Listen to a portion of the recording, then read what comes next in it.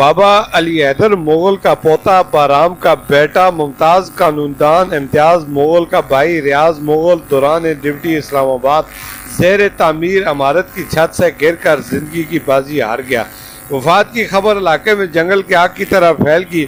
مدفی کا جسد خاکی آبائی گاؤں مغل میرا خاکی مانسہرہ پہنچنے پر بقائے عزیز دوست احباب کی بڑی تعداد میں شرکت۔ نماز جنازہ میں سینکڑوں افراد نے شرکت اور اشک بار آنکھوں کے سامنے آبائی قبرستان مغل میرا میں سپرد خاک ہو گئے۔